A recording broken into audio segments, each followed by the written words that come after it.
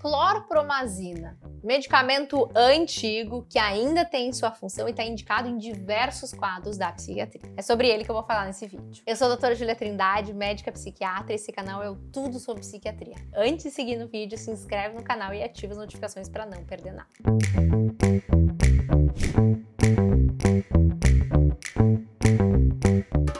A clorpromazina foi um marco na psiquiatria, porque foi o primeiro antipsicótico disponibilizado, sintetizado em 1951. E a partir daí a gente teve uma mudança total no tratamento dos transtornos psicóticos. A clorpromazina, ela tem algumas apresentações. A gente pode ter apresentação em comprimidos, de 25 e 100 miligramas, e ainda a apresentação líquida e injetável. A apresentação injetável se usava muito antigamente em quadros de agitação psicomotora, em casos de emergência. Pela questão de perfil de efeitos colaterais, acabou se diminuindo o uso, mas ainda tem, especialmente líquido, que é o nome comercial, que se chama Amplictil, que é muito conhecido, ele ainda tem seu lugar. É um medicamento que pode ser usado em crianças e a gente vai ter só o cuidado na dose, então vamos começar normalmente com a dose líquida e fazendo o ajuste da medicação. Pode ser usado em idosos e a gente vai ter um cuidado especial pelo risco de sedação e queda. Em relação a gestantes, a gente vai sempre pesar risco-benefício. Ele não é totalmente contraindicado, mas a gente tem outros medicamentos que são mais usados, mas não está totalmente contraindicado.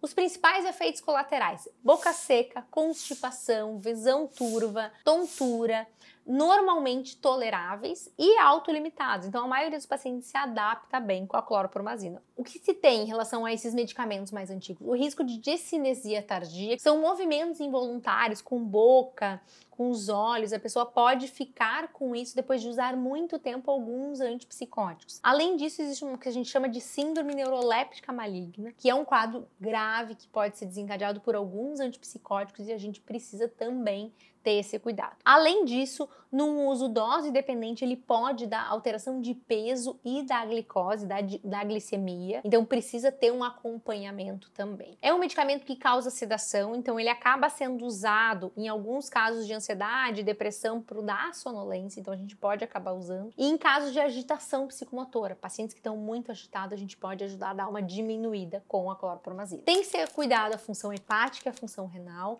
Não é um medicamento tão simples assim, o manejo dele, tem alguns pacientes que têm muitos efeitos colaterais, mas tem o seu uso na prática.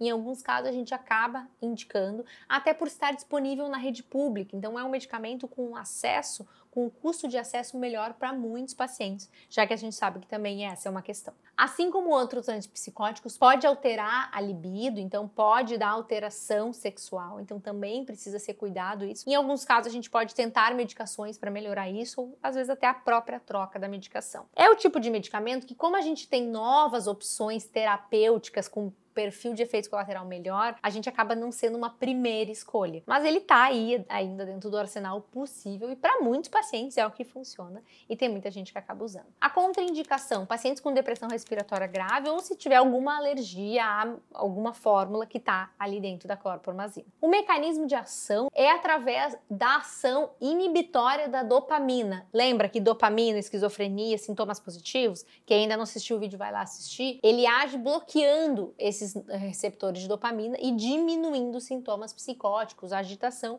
e isso também vem com sedação. A clorpromazina, apesar de ter mais de 70 anos, ela ainda vai ter a sua indicação na psiquiatria e muitos pacientes acabam usando. Conta pra mim se você já teve essa experiência, você já usou, teve algum efeito colateral desagradável, comenta aqui que eu quero saber e a gente se vê no próximo vídeo.